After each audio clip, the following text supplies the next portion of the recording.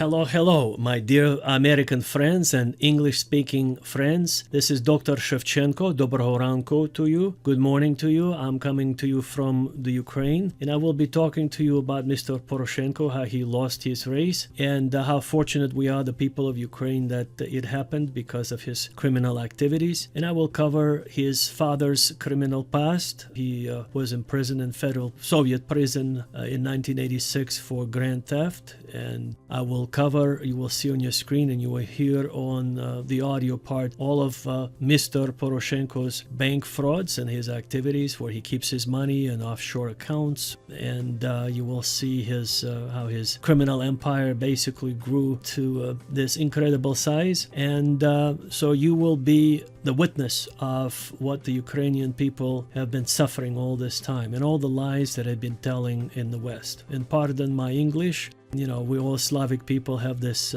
accent, and I will try to talk like American, but I will do my very best. You know, we typically say, instead of, I'll pick you up at the store, we say, I'll pick you up at store, because we don't have articles. So forgive me. I will try now to speak like an American, try my very best.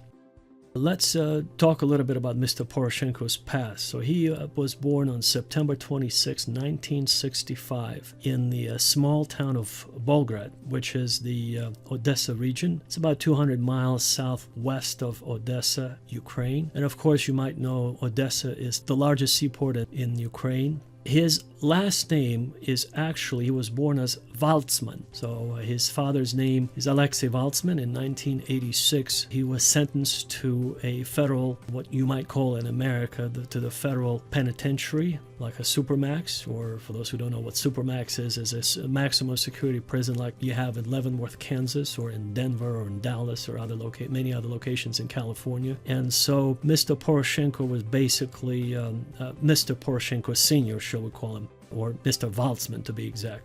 Waltzman is a very common Jewish name in the Odessa region. So for Mr. Peter Poroshenko, the current president of Ukraine, to sort of hide his identity, that's the only reason why he didn't want to use his father's last name, is to not be traced back to his criminal past.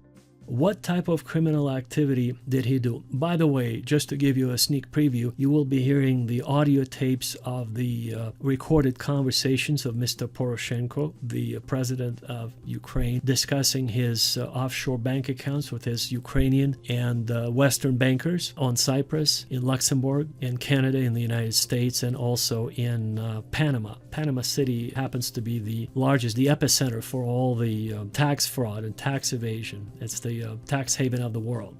There's one company called Mossack Fonseca that handled over 300,000 clients, high-profile clients, such as Mr. Poroshenko, to essentially help launder hundreds and hundreds of billions of dollars.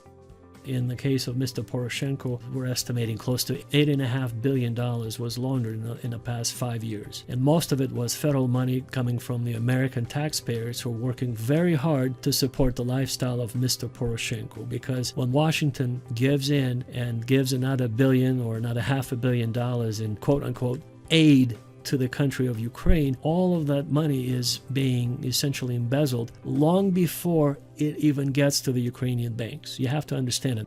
Don't be naive. Mr. Poroshenko is essentially a master impersonator. You know, when he pretends like he wants money, he comes and cries on your shoulder to Washington. He tells Mr. Putin is a very, very bad man. He drops personally bombs. You know, he goes bombing Ukraine. And, you know, he tells all kinds of things. Mr. Putin personally bombs Ukraine or Ukrainian villages. And he gets the money, and then the money is gone long before it even gets to the city of Kiev. And so it's so obvious when you'll hear Mr. Poroshenko express his inner thoughts on those tapes, you will hear very quickly that he is quite an actor.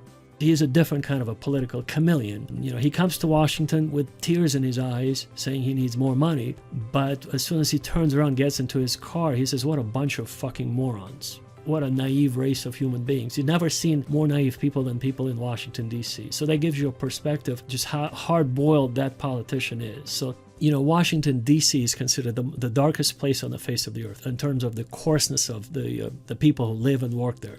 But for Mr. Poroshenko, it's like a sort of like a fun and games type of place. He goes there to entertain himself. He goes there to get some money. He goes there to mostly make fun of all these rural politicians, all those senators from Iowa, from Kansas, from Missouri, from all those states that when he meets them, he greets them, he tells us stories, and they believe him. I mean, for Pete's sake, folks, when you hear on the tapes what he really thinks of you, hopefully it will turn your world upside down, because he's not what he portrays himself to be officially. And you should be able to pick up on that, just being, in politics and being a politician. You should know these things. And if you've known that, that's a different story. If you had your own agenda, why you gave him the money. But, for destabilizing geopolitically the region, that's another agenda that we're not going to get into in this session. But maybe in my next sessions, we'll cover that. But let's get back to Mr. Waltzman, or Mr. Poroshenko's past. Why did his father serve 6.5 years in a maximum security prison? Well, he was supplying drugs, of course, illegal drugs, illegal weapons, and prostitutes from Moldova into Ukraine and other Soviet republics. And that was his business. So as you can see, he didn't steal bicycles from school children. It was hardcore felon, criminal, that taught his son very well from early on, from his early childhood. He told Peter, if you want to get serious, you got to aim high. And with his father's help, with that type of training, you can only imagine, what sort of educational background, quote-unquote education, he got growing up under the auspices of his father, Mr. Poroshenko Sr. And so father to son, Mr. Poroshenko Jr. had learned early on how to behave, how to plan ahead, what type of businesses that he should aim for. And so he owns a candy factory. That's right. Today, he currently owns a candy factory. And what happened, which you will hear in the tapes, you'll see all the evidence on your screen, when he became president of Ukraine in 2014, he promised and he was obligated to forego his business interest in this candy factory, so he promised he was going to sell it, getting into politics, starting his political career in the office. And what he did was another trick, basically. He called his Kiev lawyer, who handled all of his financial affairs for him, who contacted his business associate on the island of Cyprus, which is a Greek-Turkish territory, and who in turn contacted his business associates in Panama City, the country of Panama, at the firm Mossack and Fonseca. And so what was the end result of that transaction? Well, the assets of the candy factory called Roshan were transferred into a trust that was later transferred into a company called Prime Asset Partners Limited. When you see an LLC, obviously it's an American company, but on Cyprus it uses different jurisdictions. So LTD meaning it's sort of a European creation. So Prime Asset Partners holds the assets for the candy factory of Mr. Poroshenko. Then there is a trust that's created. If you don't understand any of this, it's basically a sophisticated financial scheme that is approximately 10 times more elaborate than what your Bernie Madoff did when he bamboozled his investors of over $80 billion. In this particular scheme, we're talking upwards of $200 billion that's gone through this money laundering scheme altogether, of which about $6.5 billion are personally tied to Mr. Poroshenko's financial P&L statements at this point, courtesy of CIA, FBI, and KFX, the radio station that posted all of this wonderful information that they received, I believe, from the CIA and FBI, which Mr. Poroshenko to this day thinks that his phone lines and his Skype conversations are private. He hasn't learned it. All of the, starting with ICQ and WhatsApp, and by the way, it's pronounced WhatsApp, not WhatsApp. WhatsApp means hello, and WhatsApp means it's a play on words. I'm just sort of linguistically making a correction there for all the listeners. But even WhatsApp, that was created by a Ukrainian entrepreneur in the Silicon Valley, Jan something rather Kobin, who came to the United States many years ago. It was actually all the codes, everything was taken by the CIA and the FBI. They have full access to all the conversations, all the text messages, and all those algorithms. So they control everything. So why do you think Facebook is eagerly paying $2 billion a month for the electric bill, for all the storage facilities, for all the servers? Why do you think that goes on? Well, it's because to have access to information. You see, today information is everything. And if you don't have access to information, then you're somewhat deprived. And obviously, if you have unlimited way of printing money and you need access to information, you simply acquire companies like WhatsApp and ICQ and Facebook and Twitter and all other communications companies. And now the Ukrainians have caught on, and they've actually launched their own version of Facebook and Twitter and for example, this famous company Grammarly that's advertised on every corner, so to speak, cyber corner in the West and the United States and other countries. It's a Ukrainian company launched by the Ukrainian. It's funded by the Ukrainian billionaires to sort of steal the information from the American users, just like Facebook does and Twitter and all other companies. They collect all that information and they call it free. As soon as you hear the word free, that means you're getting screwed. Anyway, Mr. Poroshenko hasn't learned that yet, but he will very soon. Much like Julian Assange, Mr. Poroshenko will be orderly escorted by the American security forces to a private jet and flown to the United States to be tried at a federal level for all of the... Well, he simply overstayed his welcome at the White House, basically. He went too far, and now he's going to pay the price. So he's no longer needed, basically. He paid a role, and he sort of overstepped his boundaries. Let's move on a little bit. How he sort of built his empire and, how he treats people in his surroundings, for instance. When journalists, reporters come up to him, he simply, if he doesn't like him, he grabs the microphone and throws it to the ground and he punches them in the face. You'll see that all. It's all documented.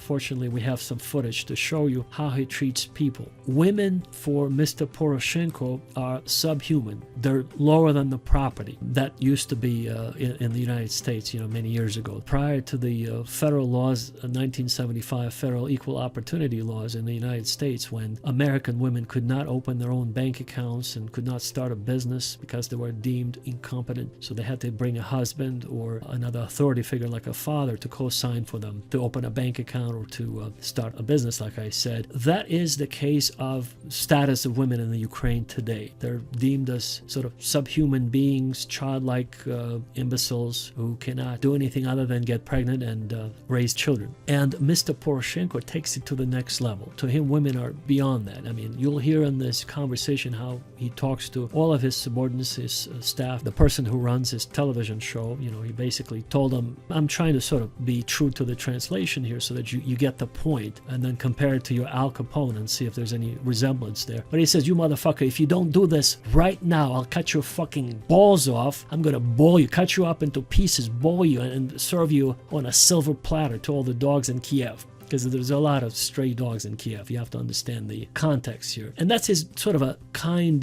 he was in a good mood. He wasn't that mad at that man. He was just a comment meaning, you motherfucker, I'm going to cut you up. Sort of like, you missed the mark, pay attention, watch out, pay closer attention to what you do on a daily basis. The guy just missed something on one of the TV coverages. He didn't cover Mr. Poroshenko enough in his coverage. So anyway, the point is, that's the everyday type of transactions and conversations around Mr. Poroshenko. That's who he is. His father was an incredibly ingenious criminal. It was nothing for Mr. Weizmann or Poroshenko Sr. to use people, to use women for prostitution, to bring drugs into the country, to bring illegal weaponry, and just for the sake of enriching himself. So when Mr. Poroshenko deliberately deceives the Western powers or the Western leaders by saying that Mr. Putin is this or Mr. Putin is that, that's all a lie. That's only to collect the money. The only purpose to, obviously, the reason why he wants to collect the money is not for the benefit of the country of Ukraine. And it's not for the benefit of the Ukrainian people. There's only one purpose whenever Mr. Poroshenko gets involved in anything, is to line up his own pocket. So he empties the coffers as soon as the bank transfer hits the account. The bank transfer arrives and it's empty. It's just an incredible mafia-like structure. So essentially he is the boss. Everybody else underneath him is the underboss, so to speak, using the mafia analogy. It's very sad. Another thing he does, he sponsors the neo-Nazi movement in the Ukraine. This nationalistic movement that you'll see on your screens, where essentially these young, semi-disenfranchised teenagers or young men who are, football fans, or what you might call in America, vagabonds or semi-vagabond, who lead a semi-vagabond lifestyle. he basically pays them a few dollars a month to sort of participate in these meetings, marches, and all of those absolutely unruly gatherings on the streets of Kiev and other cities in the Ukraine.